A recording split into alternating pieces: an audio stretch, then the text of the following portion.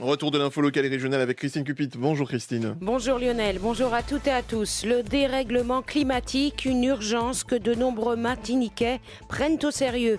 Certains d'entre eux étaient présents au Forum Déclic. Nous entendrons leurs témoignages.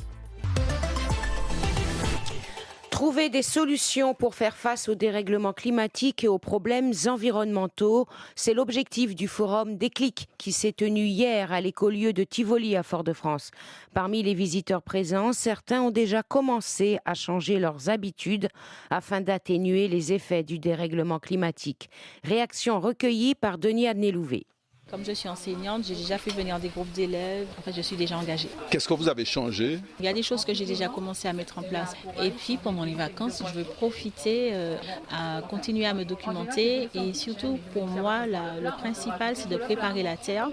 Parce que la terre est polluée et qu'il y a des alternatives avec la permaculture et la préparation de la terre à proprement parler pour pouvoir favoriser une pousse optimale. Faire de la récupération, que ce soit du gazon, des herbes broyées. Donc, faire des mélanges avec les vers de terre, etc.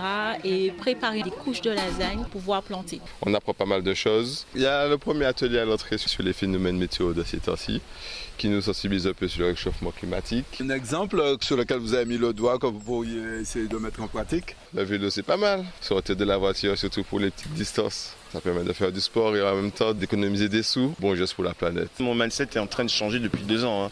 Moins d'avions, un véhicule hybride, le covoiturage. On est dans une transition, trottinette électrique, enfin les transports en public, etc. Même si des fois c'est dur, mais on y va. Moi, le premier concerné, parce qu'on a quand même un pays où trop de bouchons, trop de circulation, des particules fines, un stress hydrique là, qu'on a vécu qui est très prégnant. Donc non, on n'a pas le choix. On est dans l'adaptation, donc on démarre maintenant.